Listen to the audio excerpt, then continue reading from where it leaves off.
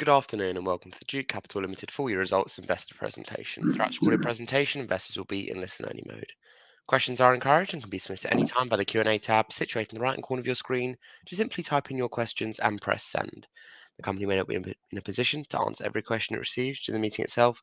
However, the company can review all the questions submitted today and publish responses where it is appropriate to do so. Before we begin, I'd like to submit the following poll. I'd now like to hand you over to Neil Johnson, CEO. Good afternoon to you, sir. Good afternoon, and good afternoon, everyone, and happy Canada Day, July 1st.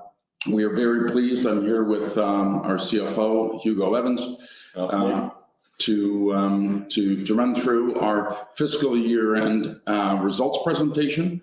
I'll do some overview and then hand off to Hugo for the finance section, and then we have some other bits, the portfolio and other bits as well that we'd like to, some messages for you. So welcome, everyone. Just as an overview of what Duke Capital is, we are a leading provider of a unique hybrid capital solution. We have been listed since 2017, and those of you who have been with us on our journey before today will know, our investment pillars, what we're achieving, and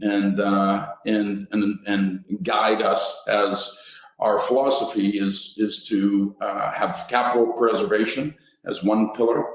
We also offer investors an attractive yield through our quarterly dividends, and also upside through our exits. And I think fiscal 2024 has shown all three of those investment pillars working to the investor's advantage. We currently have 15 capital partners, or royalty partners, as we used to say, an invested capital of 214 million pounds. We have had some exits we'll talk about, and how that affects our financial results as well as our philosophy. And I won't steal Hugo's thunder about our record results, but we're very pleased on the last 12 months. Our annual dividend is right now 2.8 pence per share in the year, and equity stakes have increased, and significantly, what we'll talk about today is make the case how we believe our hybrid credit product, the equity part of that hybrid, has significant upside. So you will hear, and I want to explain now about our refreshed messaging.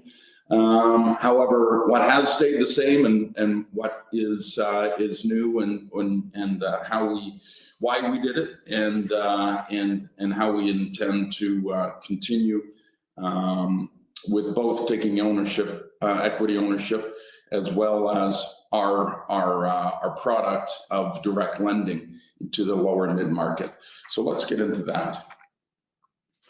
I think stepping back, you can see the rise of private credit, and this really was the direct lending segment of private credit has really blossomed since really the credit crisis, the great recession of 2008, 2009, and direct lending is the darker piece of the pie, and the pie is significantly increasing, but also where we sit in that pie. And we have always talked about our product in the terms of being a corporate royalty, and we talked about being a corporate mortgage with revenue linkage. So we're gonna go back to that, but ultimately we have been a direct lender to the lower mid market since our inception. So nothing is changing, but just looking at now private credit becoming more mainstream in investors and also business owners understanding of their options. We're really pleased that we made a tweak to our messaging so we can be better understood by both investors and business owners. So this also is something you've heard me say before. If you've been on any of our investor presentations, you know, it's a hybrid between private credit and private equity. What we do is right in the middle of those four columns. We do have the 30-year amortizing senior secured loan. We do have fees upon exit, or exit fees. We've told you around our intensive due diligence when we invest.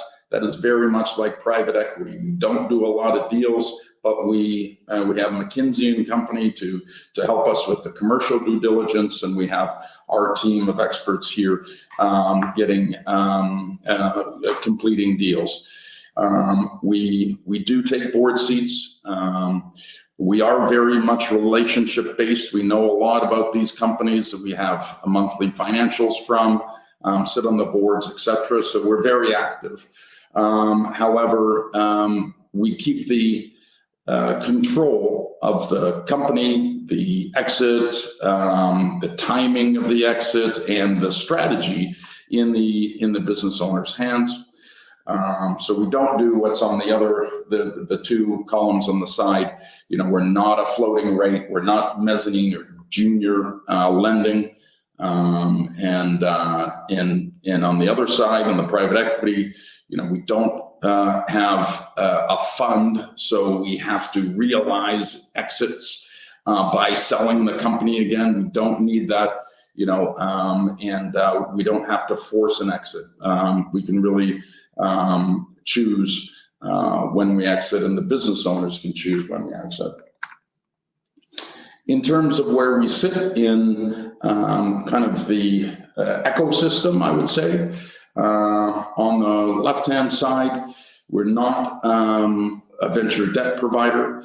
And on the right-hand side, we're not competing against the majority, I would say, of private credit, which is EBITDA above 10 million pounds and revenue up to £1 billion. That would be the middle market, very competitive. They're usually private equity owned companies. So we're sitting right in the middle. These are steadily revenue growth, but not hyper growth. They've been around for a lot of market cycles.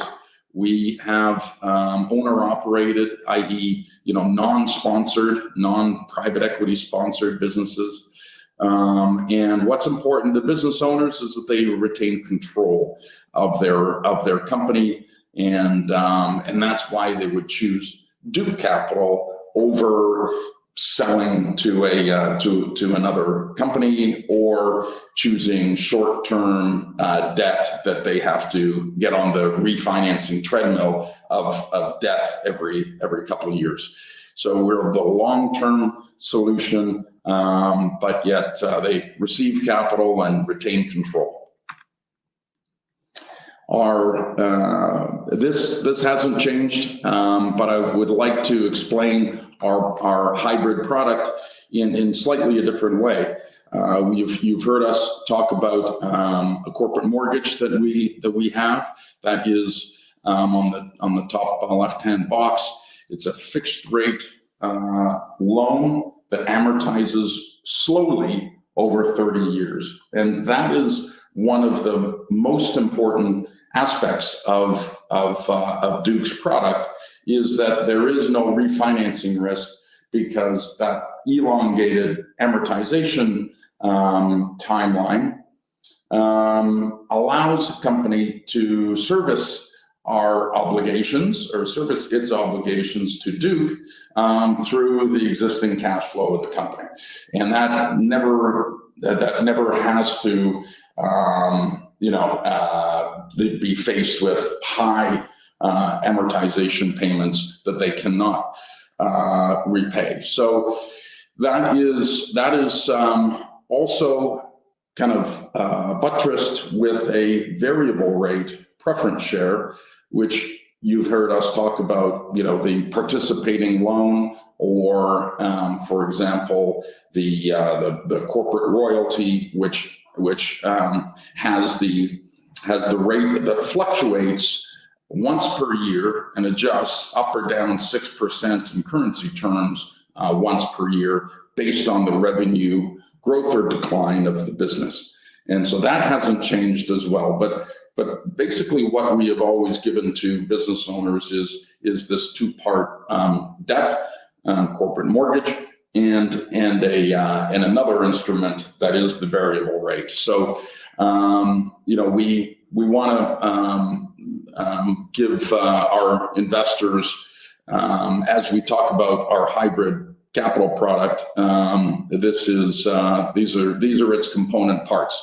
The other component parts have always had exit fees or redemption premiums, etc. That is that bucket, and then the minority equity stakes, and so we've always had these four components.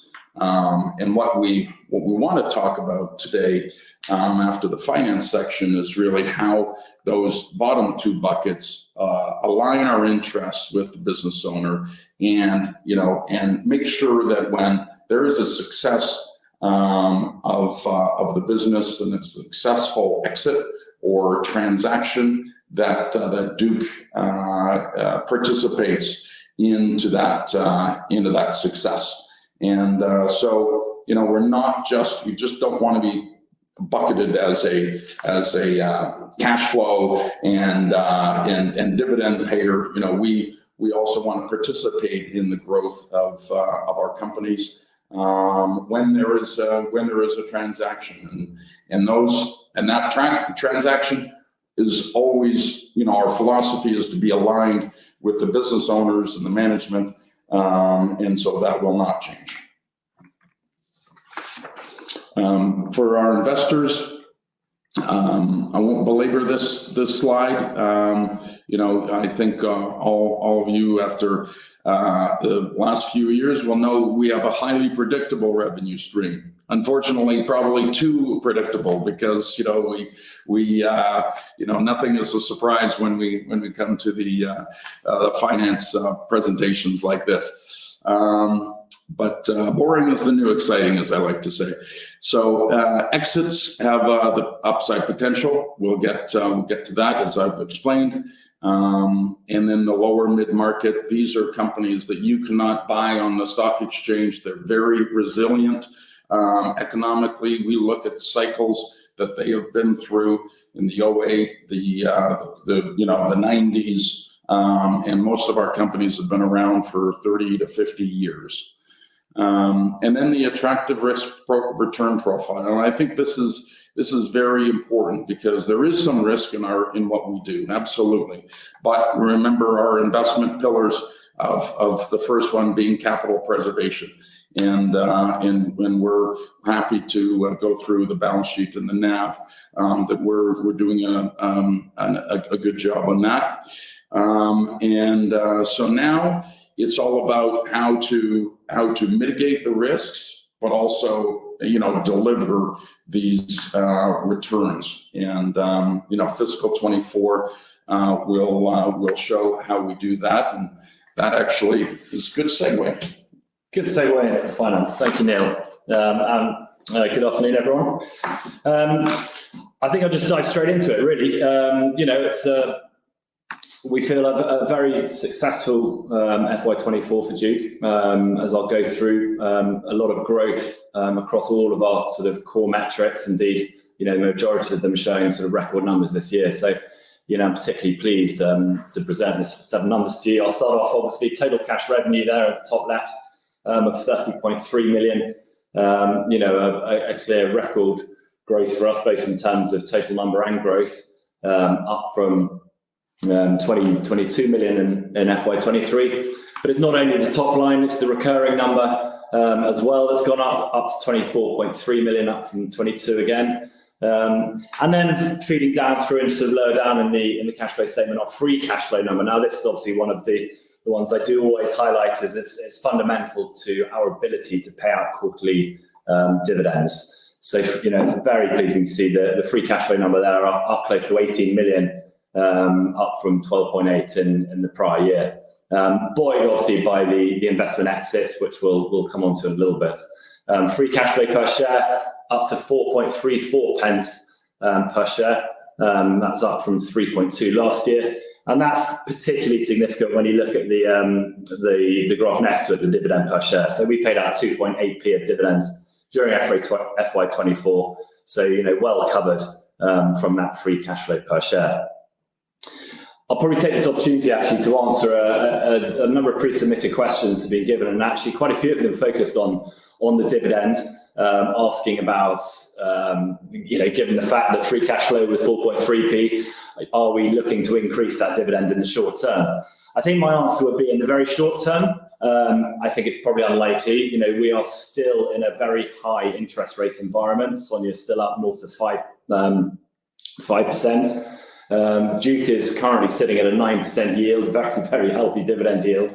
And I think, if anything, we would like to put more back into the portfolio to try and generate some capital growth rather than increasing the dividend in the short term. Having said that, obviously, as SONIA starts to come down, we're all expecting hopefully some good news, if not in August, then maybe September on that front. Once we see a longer term prospect of continuous interest rate falls, then it's a conversation that myself, Neil, and Charlie will have with the board. We sit down obviously as quarterly dividend payers, we sit down every quarter and discuss that dividend. So, as the interest rates come down, that will be a conversation that we will have in the future. So, do I see an increase in the dividend in the very near future? Probably not. Longer term, that will be for a discussion as and when rates fall. Lastly, just looking at that bottom right one, I don't normally talk about the income statement, but I think it is important this year given, and again, there have been a couple of questions talking about, the fall in income.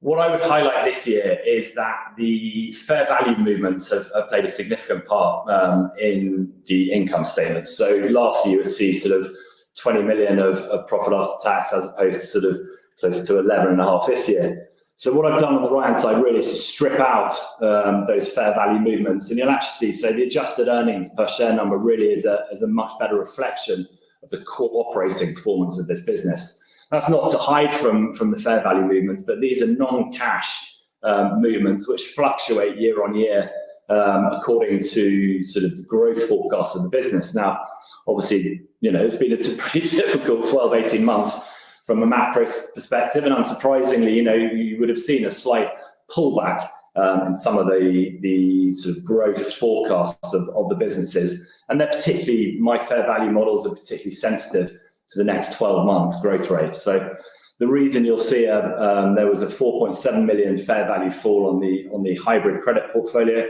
that relates to only sort of 2.5% of the overall value of the portfolio, so fairly minimal, but that was against a 9 million increase in FY23, and hence why in the income statement you will see that net income has fallen.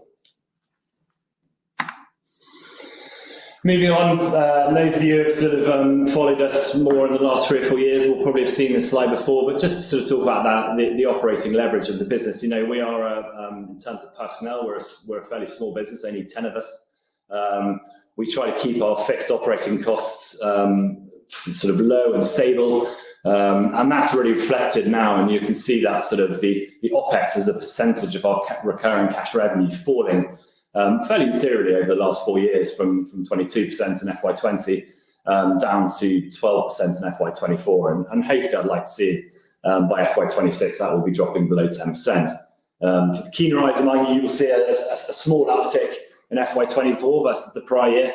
Really, that's because we've taken the opportunity in FY24 to invest in the business. I think every business reaches an inflection point at some point. As you're growing, you do need to invest a little bit more into the business to be able to create a base for the next stage of growth.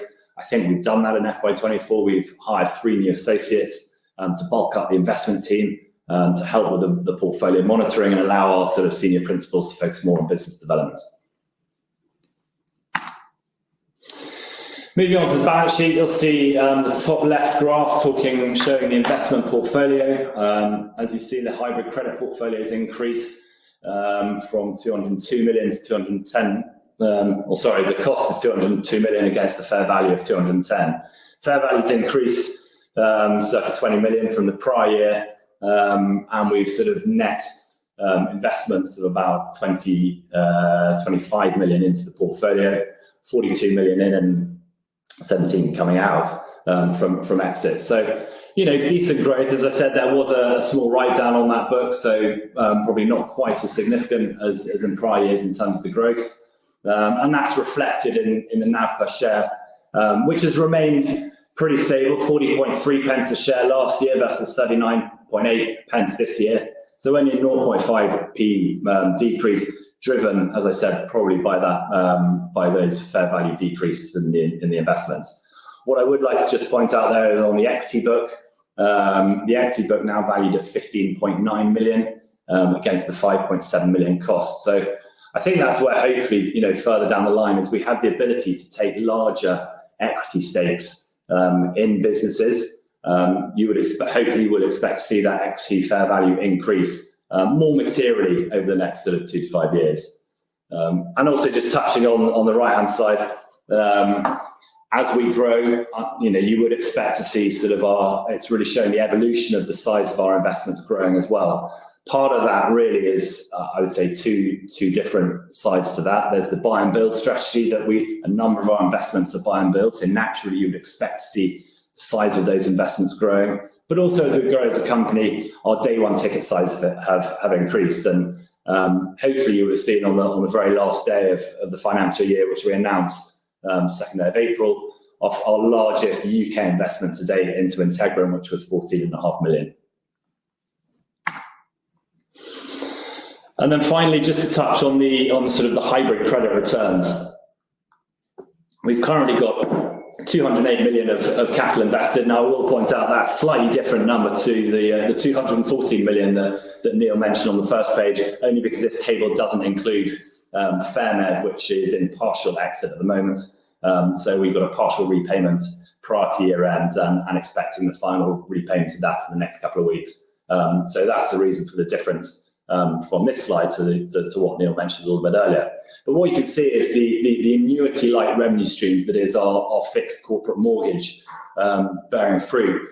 208 million of capital invested, and we've already got 73 million of cash revenue returned back from that portfolio. And that's obviously will probably never go too high because we've got the Integrums, the Glasshouse and Newpath, those at the bottom that we've only recently invested and only showing a small return today. But what you'll see is the portfolio matures close to the top. Links now has returned back 68% of our original capital today.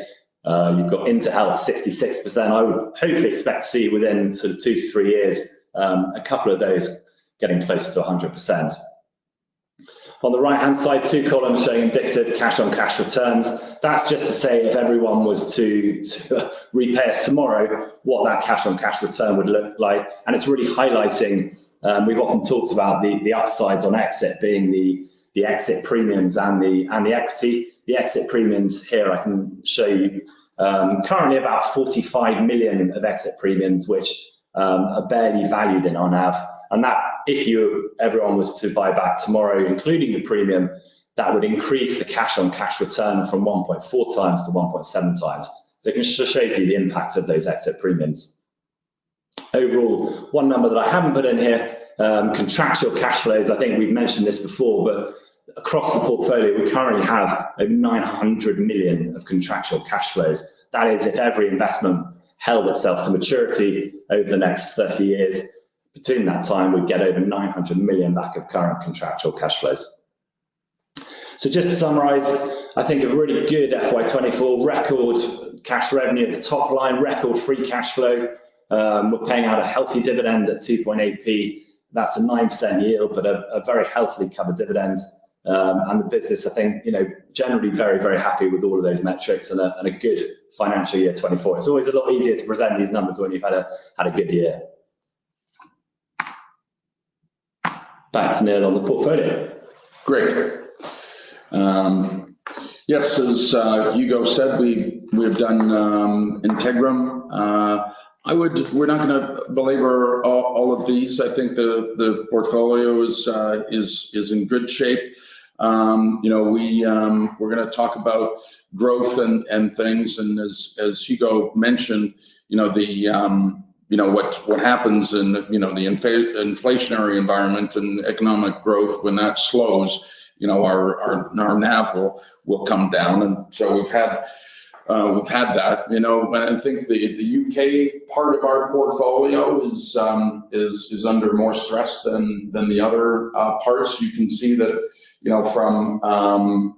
from the last few deals, we've done US and Canadian deals, and so we have part of our portfolio in Ireland. There's a big portion of Lynx that is now in Denmark. So we have diversified away from just a UK portfolio. We're bullish on the UK long term. It's a very resilient market, and even the London Stock Exchange that has had its contractors or detractors in recent times. I've been around this market since 1999 when I came to the UK, and it certainly is one of the most resilient economies and stock exchanges in the world, it is a cyclical business that we are in, and this feels like a very long cycle to the wrong side of the economic cycle, as I'll say.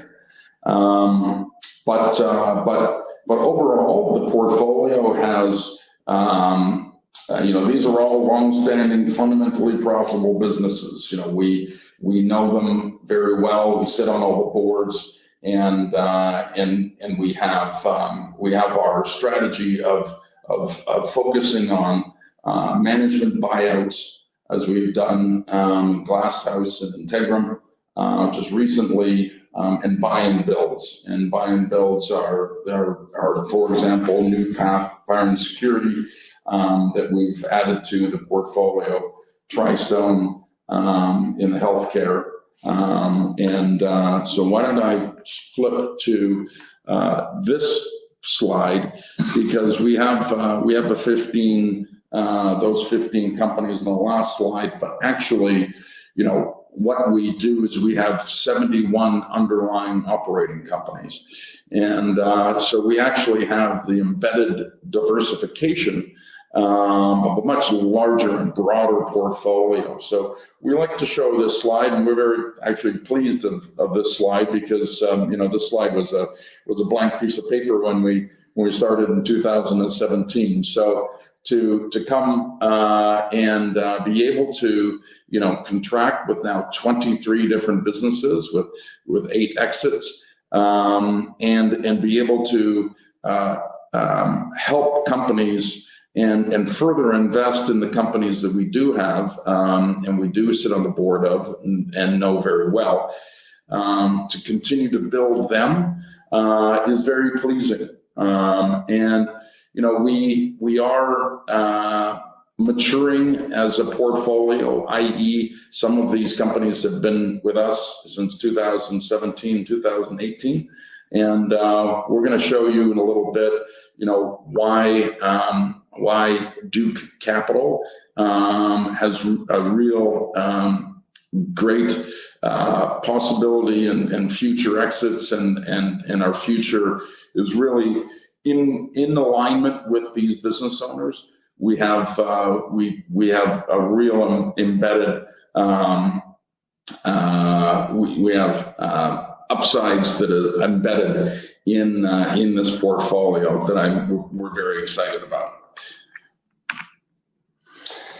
Yeah, so we talked about obviously the exits and how they can increase our IRRs, etc. But what I really want to just show is the core product and the exits and how they create the overall IRR for this business. The left-hand graph, just to highlight, is very much illustrative. These numbers can change, but what we hope to see is over the life of these investments, the hybrid credit investment, which combines the fixed loan and the preference share, will generally return an IRR of circa 15%.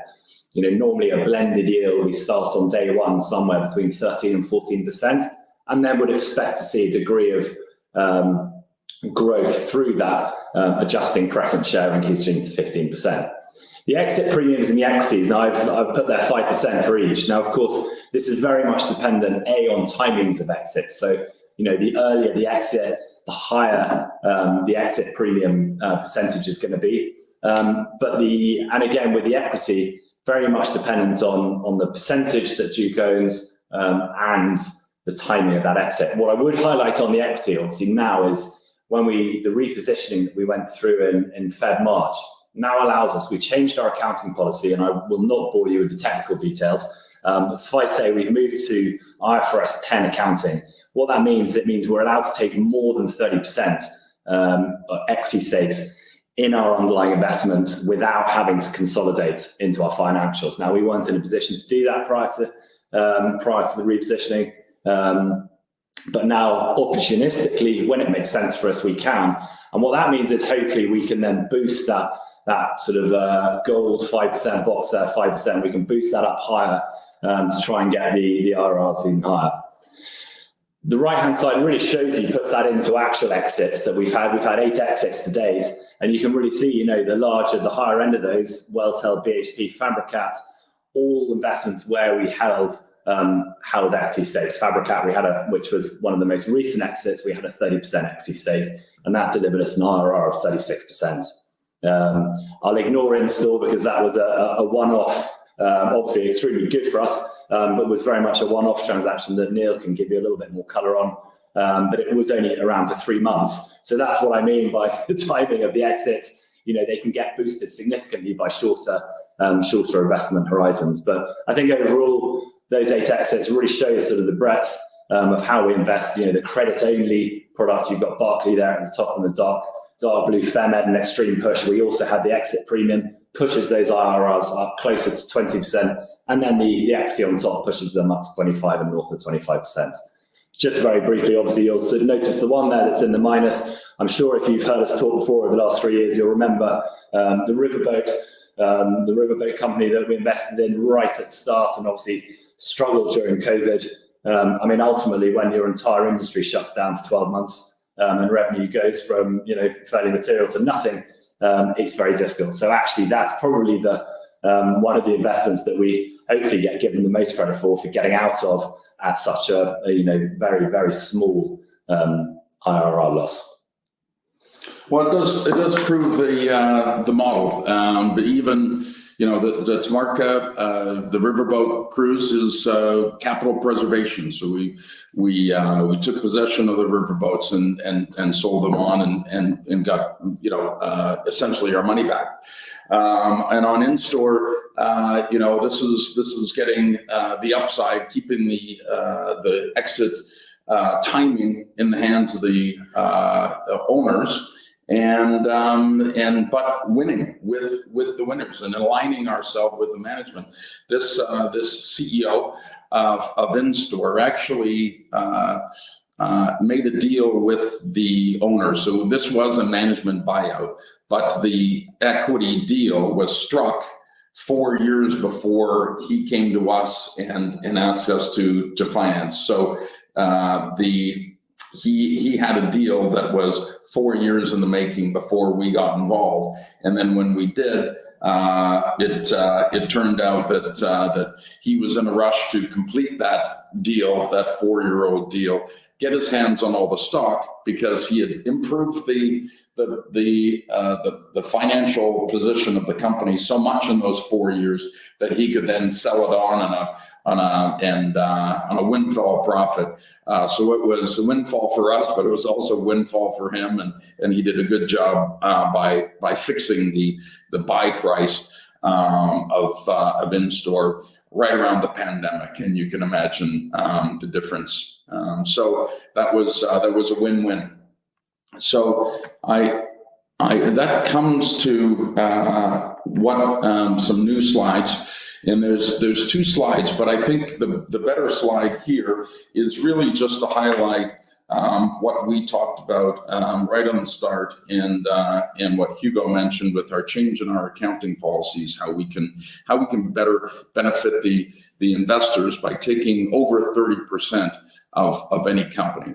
Now, one of the hallmarks of Duke since our inception is two things. One is that we have a debt product, that capital preservation as our investment pillar.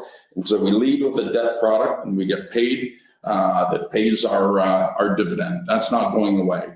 And then the second hallmark from day one has been alignment with the business owners, and we want to win, and we want to continue to be partners. That's what we call them. So we kind of forge these long-term partnerships. But United Glass Group, everyone who's been a shareholder of Duke has known about this company, and on our new website, please check that out at dukecapital.com. It has actually a case study of Mark Harrison, and you can see inside the walls of the United Glass Birmingham site. So Mark and we partnered in 2018, and by 2024 he's been working there for a number of times. Wanted to take some chips off the table, de-risk his life, because when you're a business owner, you get your paycheck from the company as well as your net worth from the company. And so he's not unlike any other business owner. He was wanting to either sell the business, which before this interest rate cycle started, was showing some private equity interest was being shown, however, never materialized. And what we did earlier this year is really actually acquire a large stake of shares from the CEO, and that allowed Duke to stay with this investment for longer, instead of him choosing to sell the whole thing, and then Duke would be refinanced out and whatnot. So essentially, we're swapping the equity stakes. He's now minority and we're majority, but the decision making and day-to-day operations are exactly the same. And the alignment is still intact. So that's the top half of this slide, a little narrative on the decision making there. But the bottom half is really understanding and showing in numbers, what we want to achieve. And listen, this isn't going to be tomorrow, but this is what we're building. And if you hearken back on that slide that I said, we're not like venture debt, and we're not trying to compete with middle market. What we actually are doing is trying to get people like Mark to build their companies up from a nice little business of 2 or 3 or 4 million pound EBITDA, and build them up to a 10 million pound EBITDA, 8 to 10 million pound EBITDA on that end of the scale, so that they will be able to have both a multiple expansion, as well as, of course, the value of the equity that improves with an expanding EBITDA number. So if you can look at the pro forma right in the middle, if we deploy, that's Duke deploying 25 million pounds ultimately into United Glass. We're not there yet. We can illustrate, let's say, 5 operating companies with a EBITDA of 8 million pounds. That, you can see the EBITDA multiples from 4 million when you're a small company to 7 million when you're a much bigger company, and therefore the enterprise value of 56 million equals an equity value of 26. So that would be our 5 million of capital, 25 million, sorry, of capital. The extra 5 million there would be like a mortgage and CID facility that we have in all our companies. So there's a small amount of other debt. And so the equity value of 26 million really now favors the Duke equity value because of the higher equity stake. And so on the right-hand side of this page, this is the returns to our shareholders, and we that manage this company. We're also aligned with our shareholders because we have big equity stakes, and so this is a win-win for us. If we put in 25 million pounds received over the life of investment, we're just illustrating this. Again, this is not what we're saying is going to happen, but this is over an 8-year period of our company. Just for illustrative sake, 18.1 million of cash received. We do have an exit premium of 5.8 million pounds. That's a percentage of the 25.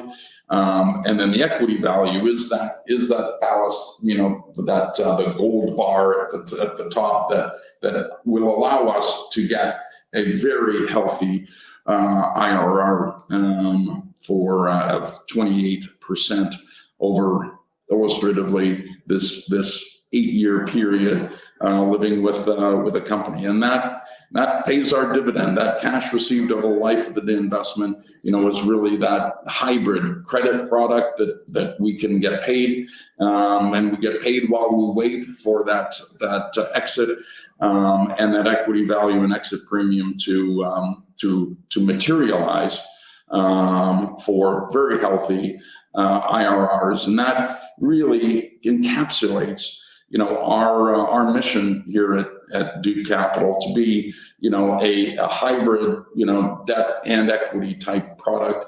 And this in numbers is what we're achieving. Fabricat, we've put that really in practice this year. And, I think the difference between a Fabricat and what we're illustrating here is really the size of the top number, the 25 million pounds versus what Fabricat was 6.4 million pounds. So if we can triple the size of our companies, we're going to triple the exits and the premiums and the equity values that we can also return to the shareholders. We'll have some time for questions. I won't go over this, but we value all shareholders. We have a strong retail following. We do things like this to make sure that all investors are up to date with what's happening inside our company, and we're happy to do that. Hargrave, Lansdowne, Interactive Investors, and these are the people that are increasing their stakes in the company, and AJ Bell. So we're very pleased with that. The directors, management, insiders have a big stake, as well as some very good names. And also Fairfax Financial is our senior lender. It's a $90 billion Canadian insurance company that has a lot of investments around the world. In summary, I'm going to not read the page here. I'm going to kind of answer some of the questions that I know are on your mind, and then we'll turn it over. We know that with a great set of results, one of the things that we're all cognizant of is that the stock price is in a very nice narrow band, but sideways instead of up and to the right. And I thought that the Cavendish note that some of you might not have was actually a very interesting analysis. and the tagline was geared to the macro. And I'm going to say that, you know, there over the last 2 years that when our share price has gone sideways, you know, there's been 3 macro headwinds. One is obviously increasing interest rates, which then allow, if you're getting 5% or 4% of the bank, you know, our dividend yield increases. We've got a nice healthy 8.8% dividend yield, but that used to be 6%. And as interest rates fall, that yield compression will happen. And you know, the math says if we had a 7% dividend yield with our existing dividend, the stock would be 40p. That is what a 7% dividend yield is. And that's one of the headwinds that we have been faced with in the last 2 years. We're if you can get 5 in the bank, you're not going to pay 7 for Duke Royalty. And as that unwinds, so will the compression. That'll boost the stock price. And the second is, as we talked about, the economic growth in the UK.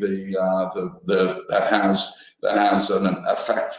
The inflation and economic growth. You know, we're in high inflation, and that we're having some economic headwinds. You know, as those abate, that will increase our NAV by, you know, improving the growth rates of our companies, and therefore the net asset value also goes up, and that will filter into the results of our companies. And then number 3, which I think is very important, and some of the comments that we've had is the third headwind that we have been faced with is an outflow of funds from the UK small cap fund management sector. And so our shareholders, our shareholders have had redemptions for over 3 years, every single month, which means that they have to sell things. They have to build cash for redemptions. They have to sell stocks. And that put pressure on the prices of their investments, including Duke Royalty. And, you know, with that unwinding of that macro headwind will improve and allow our institutional shareholders to be able to buy stocks instead of having to sell them. And so we're hoping and anticipating all 3 of those macros. That's what the Cavendish analyst Stephen Barrett were talking about being geared to the macro. So we look forward to that in the near future. Okay, we'll hand it back. Perfect. Thank you very much for your presentation. Ladies and gentlemen, please do continue to submit your questions just by using the Q&A tab, which is situated on the top right-hand corner of your screen.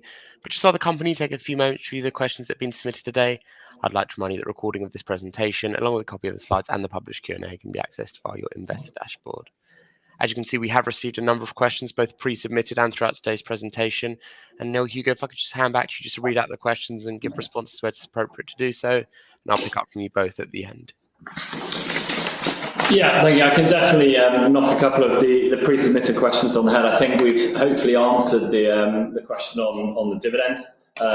I've got one question here. Why did Charles Cannon-Brookes resign from United Glass, which is, you know, given Neil's discussion about the equity values prior to making a large investment through Duke Capital? That's quite an easy one. Charlie resigned a couple of years ago purely to allow another Duke member, one of the investment principals, onto the board. And actually, Charlie went back on the board when we took a majority equity stake. So Duke now has 2 people on the board at UGG. We answered the question on the dividend, and also I've asked there a question: can you please explain why profit has fallen by 8 million? I can see the increased finance costs, and the balance sheet shows a fall in hybrid credit investment income. Again, hopefully I outlined that was due to the fair value falls on the hybrid credit portfolio against the 9 million increase in the prior year. So hopefully a number of those questions are now answered. Okay. I'm trying to read and so did you want me to go over on the growth? Yeah. Oh yeah. I mean, listen. I think we're also coupling a number of different things. You know, how do you propose to move the stock price? There was one.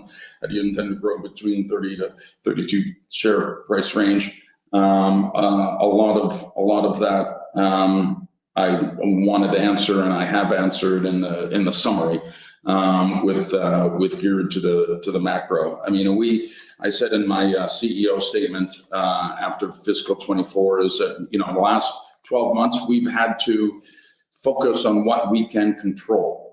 And that's our portfolio, our communications to our shareholders, you know, and ensuring the dividend is covered, et cetera, because those are fundamentally, and the exits and showing the model that works in growing, you know, both the hybrid credit as well as the equity side of our businesses. That's what we've been focused on, and that is what we have delivered in this fiscal 24.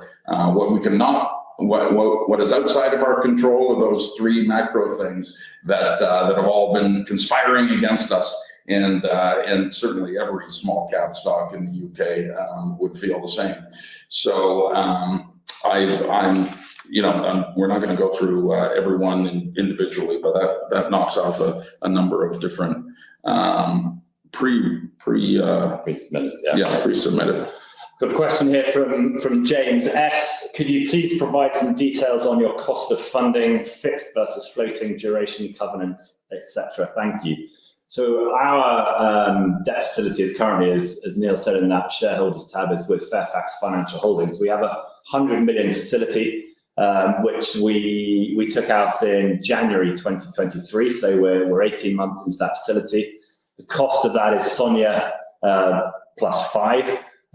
So as interest rates come down, we would obviously our cost of funding will come down as well. So, you know, just to put into perspective, once we're fully drawn at 100 million, you know, a 2% fall in interest rates down from 5.25 down to sort of 3.25 would give an extra 2 million saving in interest for our shareholders. So that's why I touched on the fact that as interest rates come down, you know, then there's a potential conversation to have about the dividend as we have more cash. So it's either do we pay out more in dividends or do we invest more back into the portfolio? The duration of that, as I said, is 5 years. So that will be up in 3.5 years' time. I'm not going to go into the actual details of our covenants, but suffice to say they are light. Certainly we refinanced that back in January last year, and I went from north of 15 core covenants down to 3. So it's what you would expect in terms of, you know, sort of LTV value, you know, debt service coverage, and liquidity. I'm going to, there's one here, the free cash flow per share. What was without the realization? So this is very important. And one of the things that, you know, going back to the dividend, can you get that number? I.e. the recurring free cash flow per share. Yeah. So the recurring free cash flow per share was 3.5 pence per share. So, you know, again, an increase it was sort of flat on the prior year because we obviously saw a significant increase from the buyouts. But again, still against the 2.8p, it's that recurring free cash flow number that there is the course of sort of covering our quarterly dividends, and it was again higher than the 2.8, significantly higher than the 2.8p of dividends that we paid out. And therein lies, you know, another consideration when we're setting the dividend.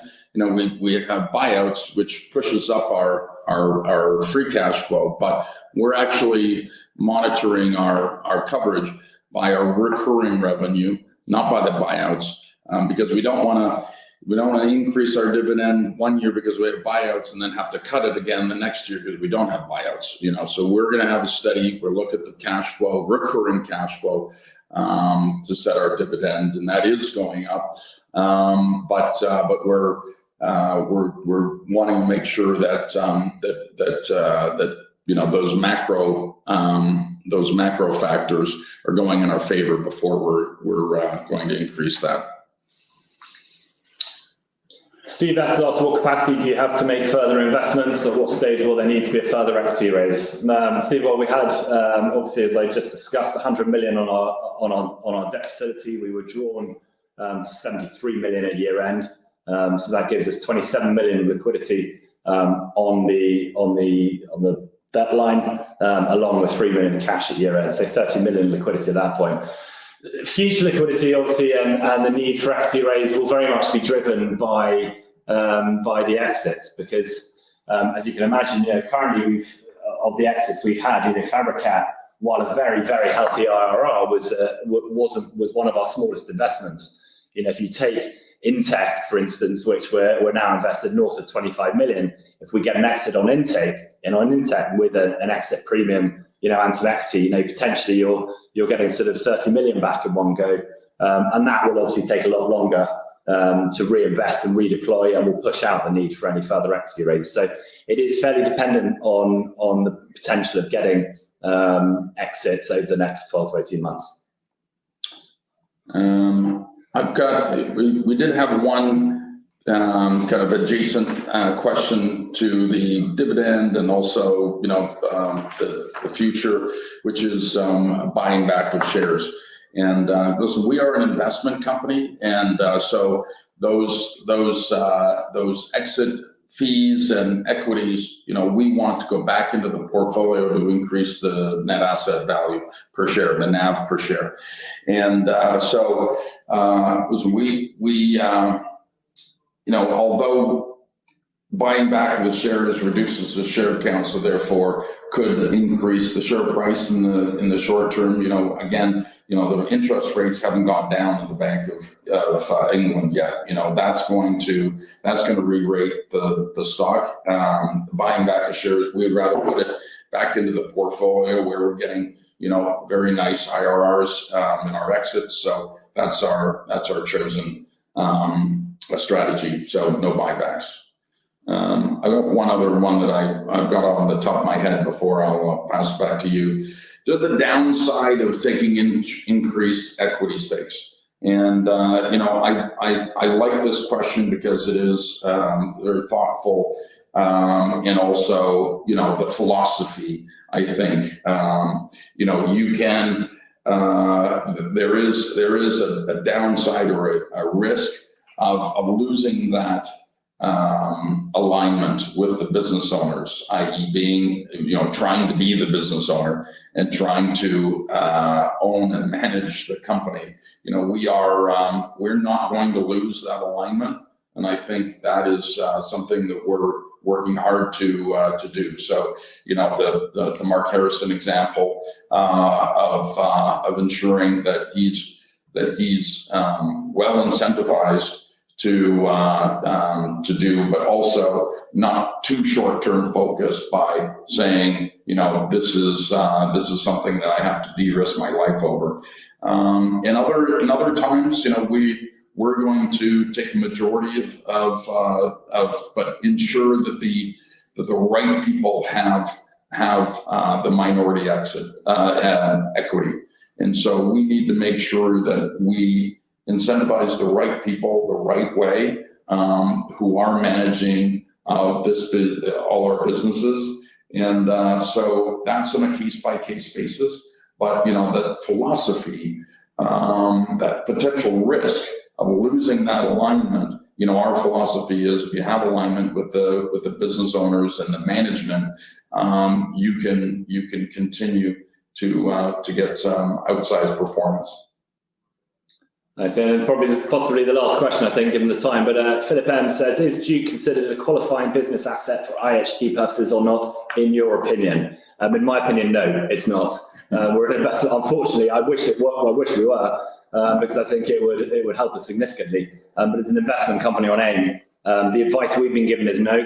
Ultimately, until you actually take it up with HMRC, we don't know. HMRC will not give you a clear black and white yes or no, unfortunately. So I can't give you a cast iron guarantee, but the advice we've been given is no. Perfect. Neil, Hugo, I'd just like to thank you for answering those questions that you can from investors. Of course, the company can review all the questions submitted today. We'll publish those responses on the Investor Meet Company platform. But just before redirecting investors to provide you with their feedback, which is particularly important to you both, Neil, could I maybe just ask you for a few closing comments? Well, again, happy Canada Day, and thank you. Thanks to all our shareholders and hopefully prospective shareholders learned something. We're here, and we do value your feedback and input as shareholders, and we value having you put your faith in us and our company. So thank you very much for your attendance. Yeah, thank you, Rob. Perfect. Thank you once again for updating investors today. Could I please ask investors not to close the session, as you'll now be automatically redirected to provide your feedback in order that the management team can better understand your views and expectations. This will then take a few moments to complete, but I'm sure will be greatly valued by the company. On behalf of the management team of Duke Capital Limited, we'd like to thank you for attending today's presentation, and good afternoon to you all.